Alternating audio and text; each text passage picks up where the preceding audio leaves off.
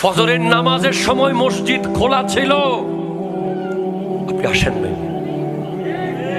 আপনি ঘুমিয়েছিলেন। আপনার ব্রেইনে কখনো কি আসে নাই আমাদেরকে যখন বানানো হচ্ছিল, আল্লাহ যখন বলেছে ইন্নী জাইলুন ফিল আরদে খলিফা, আমি দুনিয়াতে আমার খলিফা তথা মানুষ বানাবো। ফেরেশতারা বলেছিল আতাজআলু ফিহা মান ইউফসিদু ফিহা ওয়া ইয়াসফিকুদ দিমা, আপনি কি তাদেরকে বানাবেন যারা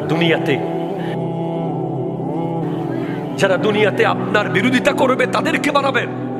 নাহনু নুসাব্বিহু বিহামদিকা ওয়া নুকাদ্দিসু লাক, উই আর এনাফ। আমরা ফেরেশতারা আছি, আমরা আছি আল্লাহ, আমরা আপনার পবিত্রতা বর্ণনা করছি, আমরা আপনার জিকির করছি, আমরা আপনার জিকির করছি, আপনার পবিত্রতা বর্ণনা আমরা করছি। আল্লাহ বলেছেন ইন্নী আলামু মা লা তা'লামুন, আমি যা জানি তোমরা তা জানো না। ঠিক কিনা কথা বলে? তো এখন যদি আমার কোনো যুবক ভাই, যখন আপনি একবার ভাবেন, যখন আপনি কোন একটা ইসলাম বিরোধী কাজ করেন, ফেরেশতারা যৌক্তিক ভাবেই আল্লাহকে বলতে পারে আল্লাহ আপনাকে তো বলেছি তাকে বানায়েন না। ঠিক কিনা? জোরে বলেন।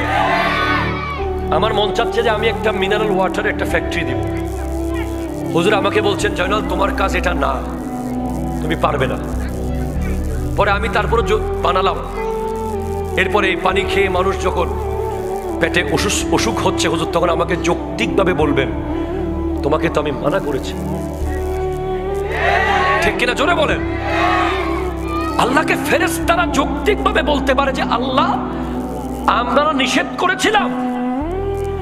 এই যে যুবকটা আজকে জুয়া খেলছে, এই যুবকটা যে আজকে কিশোর গ্যাং করছে, এই যুবকটা অনলাইনে ব্যাটিং সাইডে গিয়ে টাকা কামাচ্ছে, ঠিক কিনা কথা বলে?